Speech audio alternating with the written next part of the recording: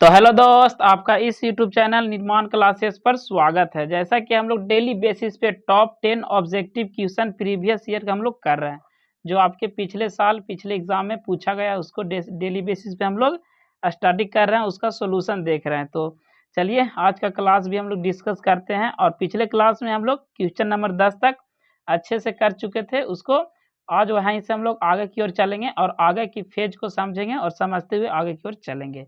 तो चलिए स्टार्ट करते हैं। क्या हमारा घरेलू गैस एलपीजी का मुख्य अवयव है, यानी कि एलपीजी है किस किस चीज का से मिलकर बना होता है। तो इसका राइट आंसर क्या होगा? ऑप्शन ए में क्या है दोस्त? एथेन। बी में क्या है? प्रोपेन। सी में है आपका ब्यूटेन और डी में है क्या? मीथेन। तो एलपीजी मुख्य रूप से प्रोपेन और ब्यूटेन का मिश्रण होता है। क्या दोस्त? जो एलपीजी बना होता है किसका किसका? तो ब्यूटेन और किसका? ब्यूटेन और प्रोपेन का बना होता है। प्रोपेन का बना होता है, जिसमें ब्यूटेन की मात्रा क्या होती है? इसमें अधिक होती है। किसमें? तो एलपीजी में क्या होता है? ब्यूटेन की मात्रा अधिक होती है। तो इसका राइट आंसर यहाँ पे क्या हो जाएगा? ऑप्शन नंबर सी इसका राइट आंसर हो जाएगा। क्या हो जाएगा? Butane is the right answer. तो क्या होगा? जो इस एलपीजी का फुल फॉर्म आप बताइएगा कि एलपीजी का फुल फॉर्म क्या होता है। तो एलपीजी का फुल फॉर्म क्या होता है दोस्त? Liquid petroleum gas. क्या दोस्त? लिक्विड पेट्रोलियम गैस इसका क्या होता है? फुल फॉर्म होता है। तो इसको भी आप याद रखिएगा। तो चलिए चलते हैं अब नेक्स्ट क्वेश्चन की ओर। नेक्स्ट क्वेश्चन क्या कह रहा है? ऊर्जा के दो अनवीनकरणीय स्रोत है।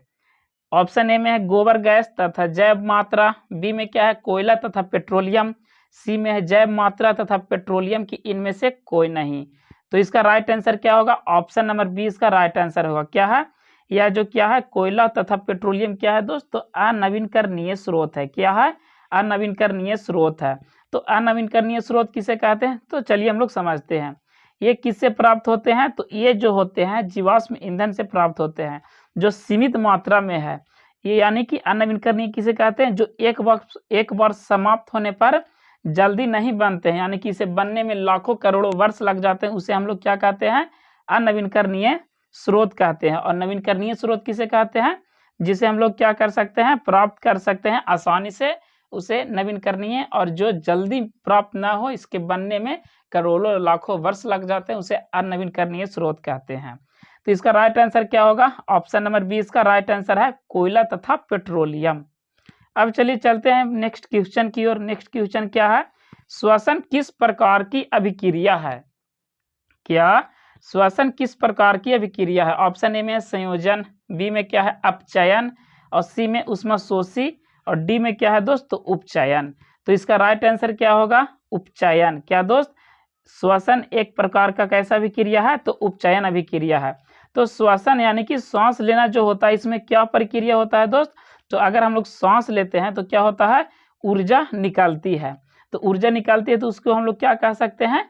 ऊष्माक्षेपी अभिक्रिया। यानी कि श्वसन की प्रक्रिया को क्या कह सकते हैं? ऊष्माक्षेपी अभिक्रिया भी कह सकते हैं।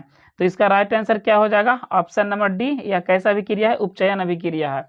और इसके जगह पर आपको ऊष्माक्षेपी दिया रहेगा तो वह आपको आंसर वह भी सही होगा। तो चलिए चलते हैं अब नेक्स्ट क्वेश्चन की ओर।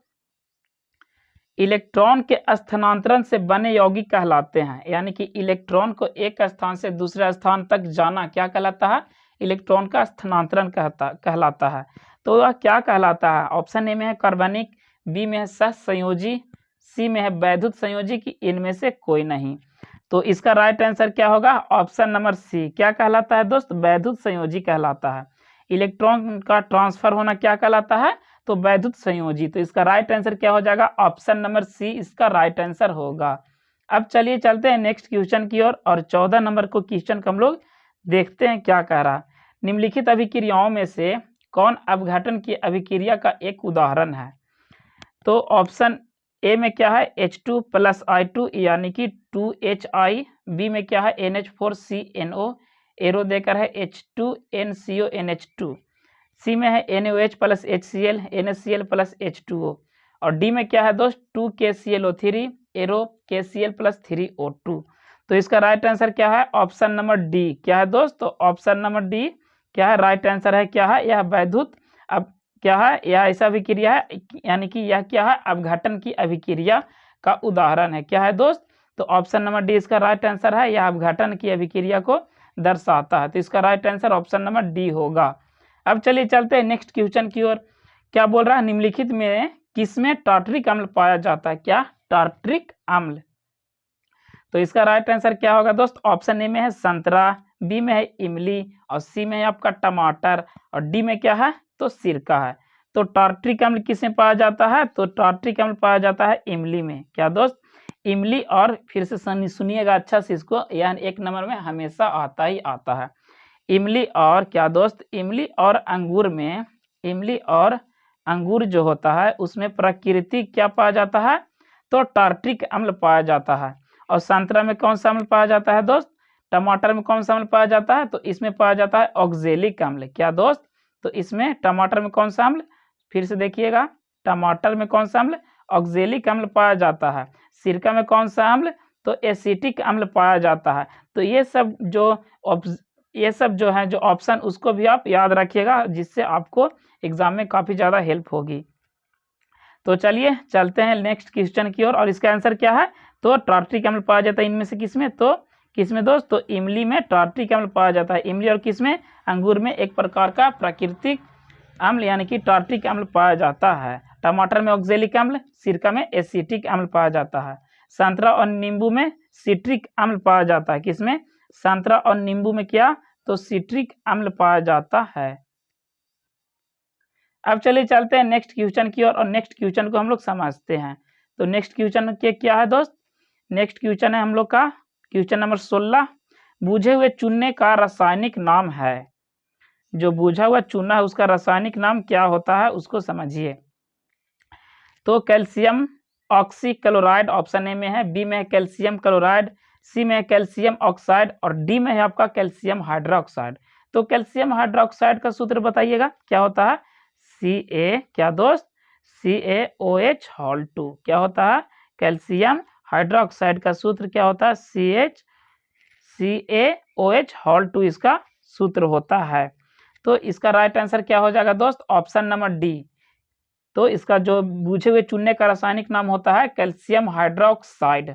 तो इसका right answer option number D होगा। तो डी पे क्या करेंगे हम लोग? टिक मार लेंगे। तो चलिए अब चलते हैं नेक्स्ट क्वेश्चन की ओर, और 17 नंबर क्वेश्चन को हम लोग देखते हैं। मैग्नीशियम आवर्त सारणी के किस समूह का सदस्य है? समूह कितना लिखा है? समूह 8 का, समूह 1 का, कि समूह 2 का, कि अधातु तत्वों का?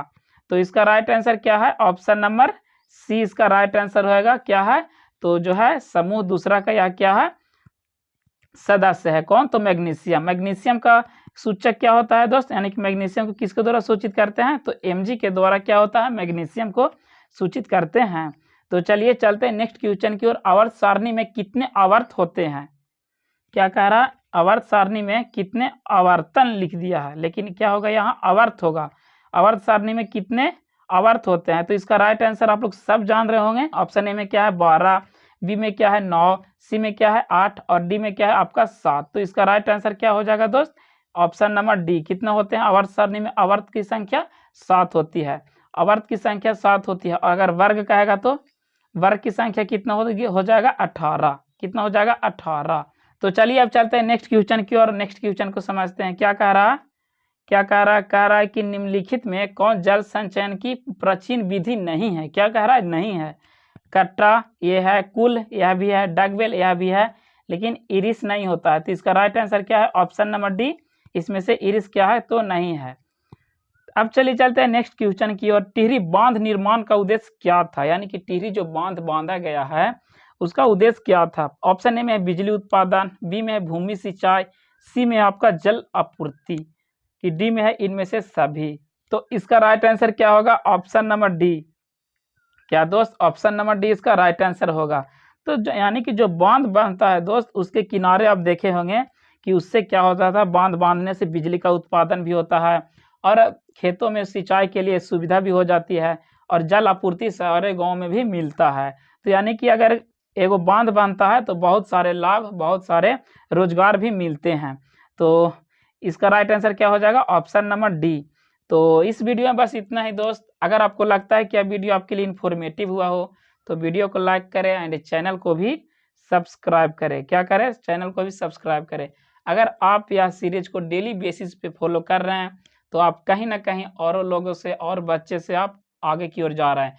और हमारा एक और सीरीज स्टार्ट किए हैं क्या दोस्त, तो वह है चैप्टर वाइज। आपका जो चैप्टर हो गया है उसका हम लोग ऑब्जेक्टिव कर ले रहे हैं, तो उसको एक क्लास उसमें हम लोग डाले हैं। उसके बाद रेगुलर बेसिस पर अभी हम लोग का अभी मेरा जो एग्जाम चल रहा है उसके कारण हम डिस्टर्ब हैं, लेकिन उसके बाद रेगुलर बेसिस पे आपके क्लास चलेंगे।